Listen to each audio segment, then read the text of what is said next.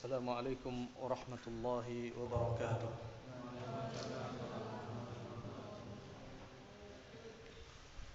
الحمد لله رب العالمين الذي جعل الدين رباطا متينا بين قلوب المؤمنين وجعل القرآن هدى وبشرى للمتقين. اللهم صل وسلم وبارك على نبينا محمد وعلى آله وأصحابه ومن تبعهم بإحسان إلى يوم الدين. أما بعد. Ayyuhal hudhur yang dimuliakan oleh Allah Subhanahu wa taala, pada kesempatan siang hari ini kita akan mengkaji bersama kitab Mukhtasar Akhlaq Hamalatul Quran yang ditulis oleh Al-Imam Al-Ajurri rahimahullahu taala rahmatan wasi'ah, dan kita masuk pada bab fadli man ta'allama al-Qur'ana wa 'allamah.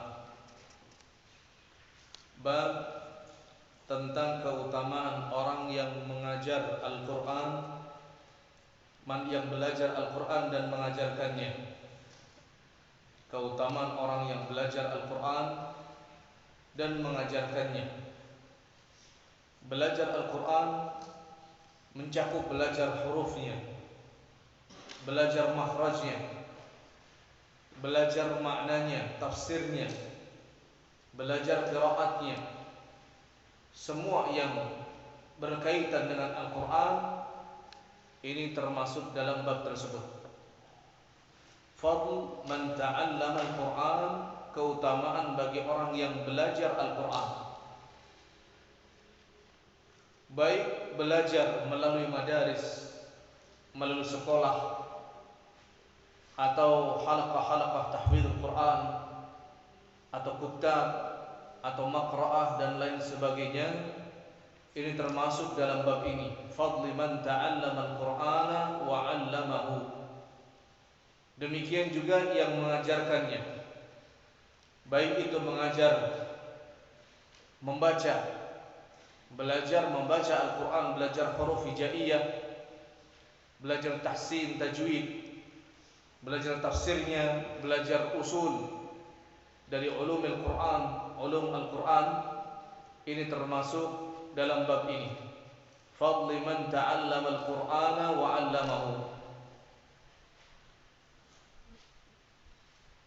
Beliau menyebutkan an Uthman ibn Affan radhiyallahu anhu qala Syu'bah qultu lahu 'an an-nabi sallallahu alaihi wasallam qala na'am qala khairukum man ta'allama al-Qur'ana wa 'allamahu. Hadis yang masyhur berkaitan dengan belajar Al-Qur'an. Nabi sallallahu alaihi wasallam mengatakan khairukum, sebaik-baik kalian, man ta'allama al-Qur'an, yaitu orang yang belajar Al-Qur'an, wa 'allamahu, dan mengajarkannya. Al-khairiyah, kalau di sini Nabi sallallahu alaihi wasallam mengatakan khairukum, sebaik-baik kalian, khairiyah yang dimaksud dalam segala hal, baik itu secara pribadi atau waktu atau usaha yang dilakukan oleh seorang, maka terbaik usaha yang diwujudkan untuk belajar Al-Quran. Demikian juga untuk mengajarkannya. Khairukum man ta'allama Al-Quran, baik orang yang belajar maupun orang yang mengajarkannya, ini dikategorikan oleh Nabi SAW khairukum, sebaik-baik kalian, sebaik-baik kalian.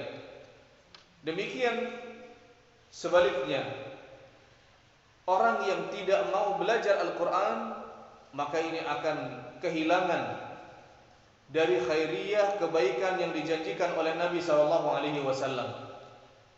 Kita tahu bagaimana orang yang belajar Al-Quran, setidaknya dia akan mengenal Allah Subhanahu wa taala, membaca kalamnya, akan menjaga adab dengan Allah Subhanahu wa taala, sehingga khairiyah, kebaikan yang akan dicapai oleh seorang yang belajar Al-Quran sangat banyak.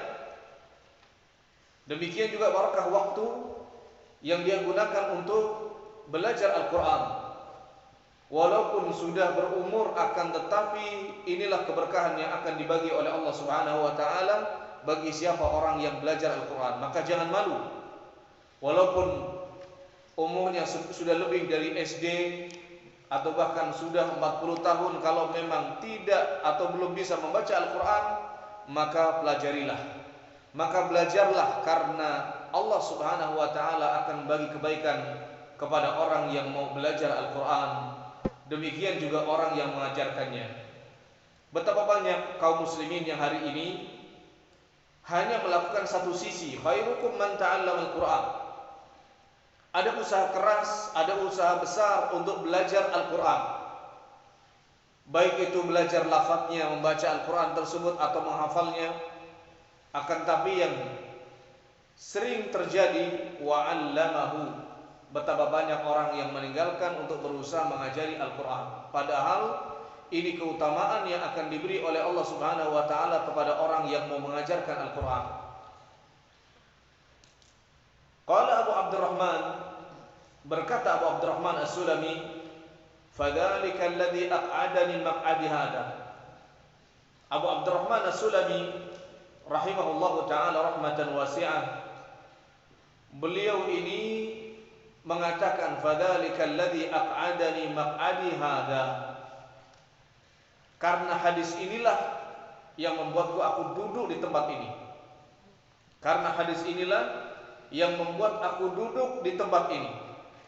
Maksudnya adalah duduk di majlis, duduk di masjid, mengajari orang.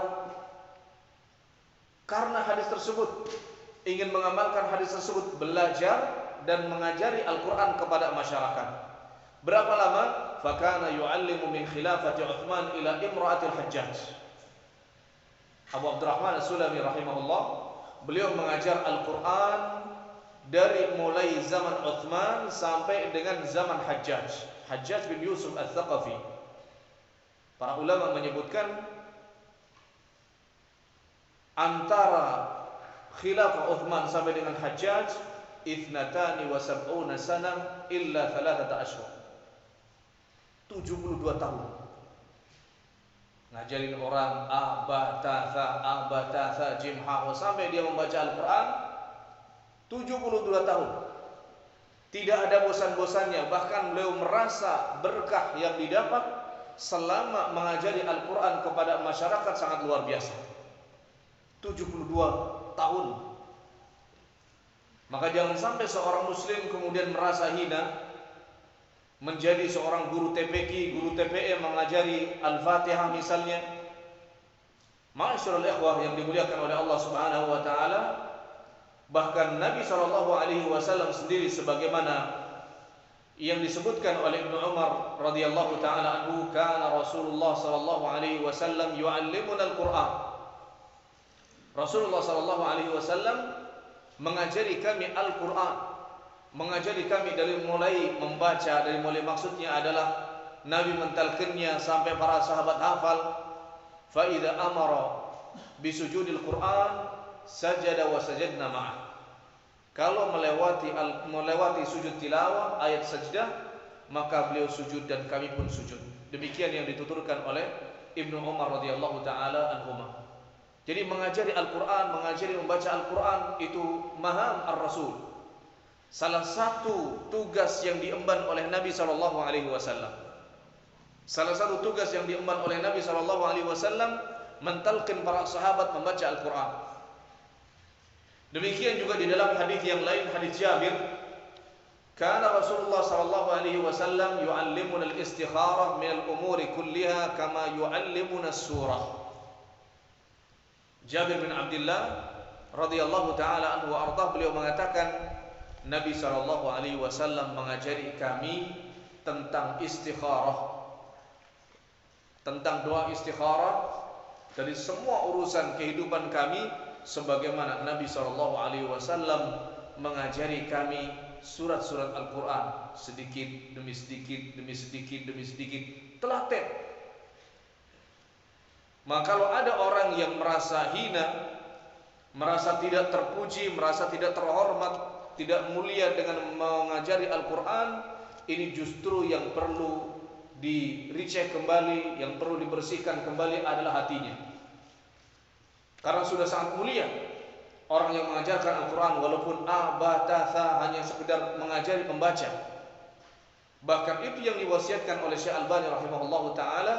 Beliau mengatakan, wahai para dai, jangan kalian merasa enggan dengan mengajari umat kalian dengan membaca Al-Quran, karena itu adalah maham, itu adalah tugas di antara tugas para rasul. Nabi SAW sendiri mengajari para sahabat untuk membaca Al-Quran dengan baik, tentu sedikit demi sedikit, karena berbeda antara yang dibaca dari Al-Quran tentu dengan lahjah bahasa Arab biasa. Bahkan Nabi SAW ba'atha Mu'adhan wa Aba Musa al-Ash'ari ila al-Yaman. Nabi SAW mengutus Mu'adh bin Jabal, mengutus Abu Musa al-Ash'ari, demikian juga mengutus Ali bin Abi Thalib, 3 orang muallimin wa qudah wa du'a. Nabi SAW mengutus dai 3 orang ini ke Yaman, Ali bin Abi Thalib, Abu Musa dan Mu'adh bin Jabal, untuk mendakwahi penduduk Yaman. Ternyata tugas itu bukan hanya sekedar berdakwah, mengajak orang masuk Islam, muallimin, dan juga mereka ditugasi oleh Nabi SAW, fa amarahum bi an yu'allimul Qur'an. 3 orang sahabat, ulama, para sahabat ini disuruh oleh Nabi SAW mengajarkan Al-Quran kepada penduduk Yaman, mengajari abatatha.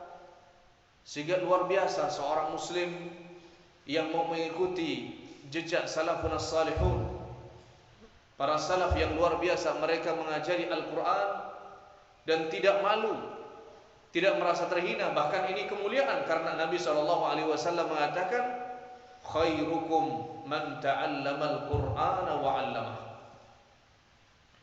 Dulu di zaman Nabi SAW, kalau ada seorang sahabat yang hijrah ke Madinah,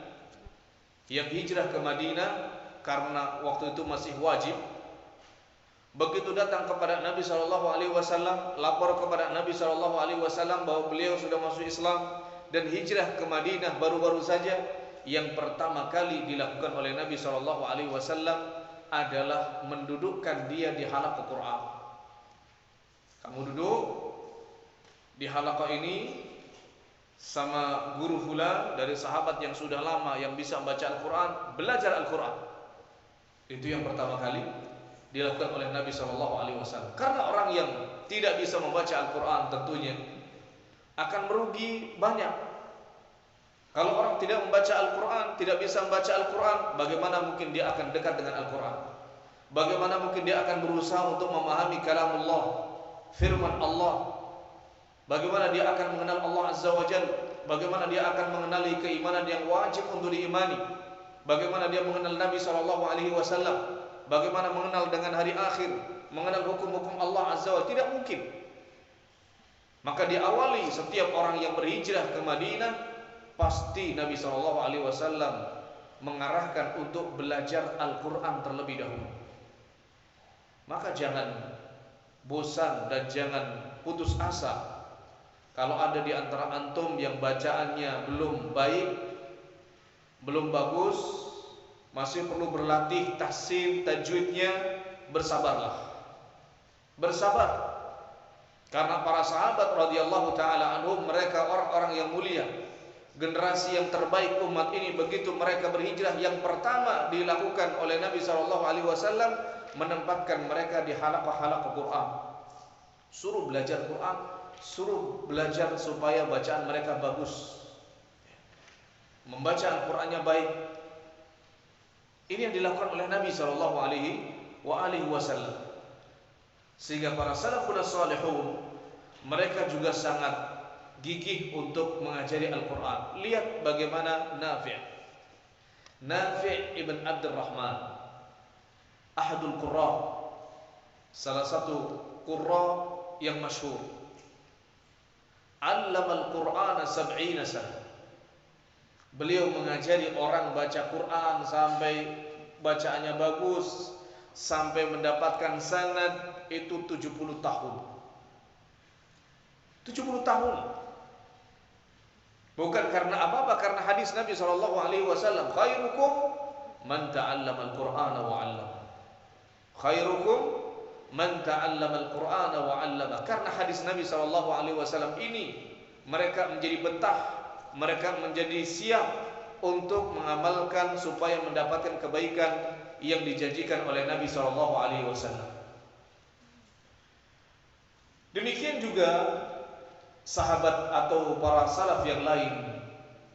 Ada seorang ulama bernama Abu Mansur Al-Khayyat. Abu Mansur Al-Khayyat, beliau ini guru Quran. Guru Quran. Beliau mengajari Al-Quran bahkan hatta orang-orang buta. Dulu tidak ada tulisan braille. Jadi kalau mau mengajari orang baca Quran, apalagi yang buta, harus ditalqin dari awal. Ditalqin Al-Fatihah misalnya, Bismillahirrahmanirrahim, diulang beberapa kali, nanti diikuti. Masuk ke ayat yang kedua, diulang berapa kali, nanti diikuti, diulang dari awal lagi sampai takharraja minhu sab'una darira. Kata Az-Zahabi rahimahullah di dalam kitab Siyar A'lamin Nubala, sampai yang lulus dari beliau, lulus dari majelisnya beliau ada sampai 70 orang buta. Bisa dibayangkan, itu bukan dalam satu waktu. Ya, datang satu orang diajari, datang satu orang lagi diajari lagi, ditalqin, itu dibolak-balik sampai mereka hafal Al-Quran 30 juz, sampai 70 orang. Bisa kita bayangkan. Kalau kita buka majlis misalnya, berapa yang datang dari orang buta? Paling bisa kehitung. Paling bisa kehitung. Hatta misalnya ada pondok tahfidz atau bahkan halaqah umum tahfidzul Quran, siapa yang akan datang dari orang buta itu? Paling 1, 2, 3. Dulu waktu saya nyantren pesantren, ada 2 orang yang buta. Ada 2 orang yang buta. Alhamdulillah sudah ada braille. Ini mudah. Tapi bisa kita bayangkan di zaman dulu tidak ada huruf braille, untuk mengajari Al-Quran harus talqin satu demi satu. Satu demi satu. Itu saja teman ustadz dulu, itu dia punya qori sendiri. Jadi dia belajar mondok, satunya mondok menjadi qorinya, membacakan untuk dia. Pelajaran yang dibacakan, Quran yang dibacakan, dibolak-balik, Masya Allah. Ini sampai 70 orang. Yang buta saja 70 orang, apalagi yang tidak buta. Ratusan bahkan mungkin ribuan. Sabar mereka. Abu Mansur Al-Khayyat Al-Baghdadi rahimahullahu ta'ala rahmatan wasi'ah. Beliau sampai demikian mengajari Al-Quran, dan sampai lulus dari tangan beliau 70 orang yang buta. Ini perlu usaha yang luar biasa. Perlu usaha yang luar biasa. Kalau ada huruf braille, mushaf braille, mungkin diajari membaca, habis itu dia baca sendiri, tinggal lintas. Ini enggak. Tidak ada mushaf braille. Harus diajari satu kata demi kata, diulang berulang-ulang. Belum lagi dengan murajaahnya, belum lagi dengan hafalan barunya. Tapi beliau bersabar. Bersabarnya bukan karena apa-apa, tapi karena fadl, keutamaan yang Nabi SAW sampaikan di dalam hadis ini. Qala Uqbah ibn Amir radhiyallahu taala anhu yaqul, dari Uqbah bin Amir, beliau mengatakan, kharaja ilaina Rasulullah sallallahu alaihi wasallam wa nahnu fis suffah. Nabi sallallahu alaihi wasallam pernah menjenguk kami saat kami ada di Suffah. Suffah itu mes yang nempel dengan Masjid Nabawi, biasa digunakan untuk tempat tidur para sahabat yang berhijrah. Karena dulu ketika hijrah itu wajib, mereka harus meninggalkan kampung halaman mereka. Kalau ada orang masuk Islam, maka wajib datang ke Madinah. Nah, di mana di Madinah ini tidurnya di mana? Tinggalnya di mana? Tinggalnya di Suffah. Itu sebuah mes untuk tempat tinggal orang-orang yang berhijrah. Mereka ada kegiatan, nggak ada kegiatan, yang penting harus di situ. Karena hijrah itu wajib di awal hijrahnya Nabi SAW ke Madinah. Termasuk Abu Hurairah radhiyallahu taala an, termasuk Uqbah ibn Amir radhiyallahu taala an. Faqala ayyukum yuhibbu an yaghdu ila Buthan aw al-Aqiq fayati kulla yawmin binaqataini qaumawaini zahrawain fayakhudhuhuma fi ghairi ithmin wala qat'i rahim. Kemudian Nabi SAW bertanya kepada para sahabat yang ada di Suffah, dan tentu para sahabat yang tinggal di Suffah, kesempatan mereka untuk belajar dari Nabi SAW lebih banyak, karena mereka banyak yang tidak punya pekerjaan, tidak mengurusi lagi karena keluarganya juga sebagian ditinggal.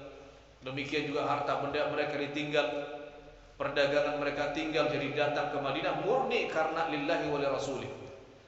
Datang ke Madinah memang untuk mengharapkan ridha Allah dan untuk memperjuangkan agama Rasulullah SAW. Maka Nabi bertanya, ayyukum, siapa di antara kalian yang mau datang ke Buthan awil Aqiq? Buthan itu lembah yang datarannya luas, sekitar 2 mil atau 3 mil dari pusat Madinah, dari Masjid Nabawi. Demikian juga Wadi Al-Aqiq. Siapa yang datang ke Buthan atau ke Wadi Al-Aqiq ini, kemudian dia bawa 2 onta yang punuknya gemuk, yang besar bodinya, siapa yang mau? Maksudnya Nabi SAW ingin menghadiahi. Siapa yang mau datang ke Wadi Al-Aqiq kemudian ambil dari sana, karena Wadi Al-Aqiq dulu sebagai pasarnya onta. Kalau orang mau cari onta di Madinah, datang ke Wadi Al-Aqiq.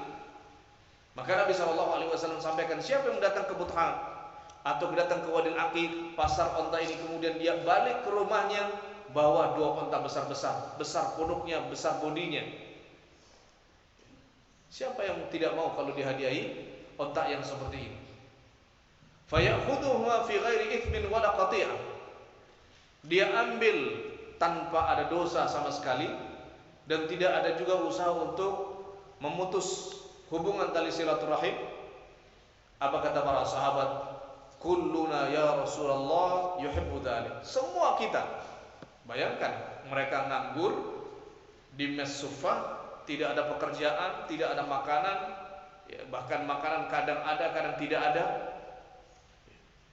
Bahkan Abu Hurairah radhiyallahu taala an, beliau pernah menuturkan, kadang kami 3 hari nggak makan, sampai nggak bisa berdiri. Lil fuqara al muhajirin alladzina ukhriju min diyarihim, karena mereka fakir, diusir dari kota Mekah, diusir dari tempat-tempat tinggal mereka, datang ke Madinah, mau tidak mau harus merasakan kefakiran yang luar biasa. Sampai dikatakan oleh Abu Hurairah demikian, kadang kami nggak bisa berdiri karena nggak makan beberapa hari. Demi hijrah kepada Allah, demi hijrah kepada Nabi, demi hijrah untuk belajar din. Nah kita ini, ya, SPP Syahriyah 2-3 bulan nggak bayar masih makan, alhamdulillah. Dulu nggak ada yang dimakan sama sekali, tidak ada yang dimakan, sampai berdiri pun sulit. Ketika ditawari oleh Nabi SAW, maka pasti mereka mengatakan, semua kita pengen dikasih onta gemuk-gemuk. Siapa yang nggak pengen? Lapar, nggak punya uang, ditawari onta harganya ratusan juta. Apa kata Nabi SAW? Fali an yaghdu ahadukum ilal masjid fayata'allama ayatain min kitabillah khairun lahu min naqatain. Kalau ada salah seorang di antara kalian yang datang ke masjid, kita tahu masjid ini cuma nempel saja sama mes Suffah ini. Mesnya ini cuma nempel dengan Masjid Nabawi. Apa kata Nabi? Fali an yaghdu ahadukum ilal masjid. Kalau ada salah seorang di antara kalian yang datang ke masjid, kemudian dia belajar 2 ayat dari kitabullah, belajar 2 ayat dari Al-Quran, khairun lahu, ini lebih baik daripada 2 onta yang gemuk-gemuk tadi. Wa thalathun khairun lahu min thalath, kalau dia belajar 3 ayat tentu lebih baik daripada 3 onta. Wa arba'un khairun lahu min arba', dan kalau dia belajar 4 ayat lebih baik daripada membawa pulang mendapatkan hadiah 4 onta gemuk-gemuk. Wa min a'dadihinna minal ibil, dan demikian perbandingannya dengan onta. Yang belajar 10 ayat lebih baik daripada dia membawa pulang dapat hadiah 10 onta. Ini ma'asyiral muslimin yang dimuliakan oleh Allah Subhanahu wa taala. Kalau seorang memiliki tamak untuk mendapatkan pahala akhirat, tentu dia akan lebih memilih belajar 2 ayat, 3 ayat, 4 ayat, 5 ayat. Belajar membaca dengan baik, mentahsin bacaannya, mentajwid bahasanya, bacaan Al-Qur'annya, menghafalnya. Karena apa? Pahalanya jauh lebih besar dari apa yang kita bayangkan. Lebih baik daripada dunia dan seisinya. Lebih baik daripada materi yang kita usahakan untuk memperoleh dalam 1 bulan, 2 bulan, bahkan setahun yang kita tumpuk. Karena Nabi SAW mengatakan khairun lahu, lebih baik. Kalimat lebih baik ini sifatnya mutlak. Ini sifatnya mutlak. Artinya sifatnya mutlak di sini lebih baiknya dari banyak hal. Lebih baiknya dari banyak sisi. Dari keberkahannya, dari usahanya, bahkan dengan seorang belajar 2-3 ayat kemudian memahamkan dia tentang Allah Subhanahu wa taala, mendorong dia untuk beramal, menunaikan kewajibannya kepada Allah. Ini tentu akan mendatangkan pahala dan keimanan yang luar biasa, menjadi sumber keselamatan seorang di dunia dan di akhirat. Masyarul ikhwah, a'azzakumullah, ini diantara yang bisa kami sampaikan pada kesempatan siang hari ini. Mudah-mudahan Allah Subhanahu wa taala memberikan taufik kepada kita semuanya. Biiznillah, nanti pada pertemuan yang akan datang kita akan belajar tentang keutamaan berkumpul di masjid untuk belajar Al-Quran.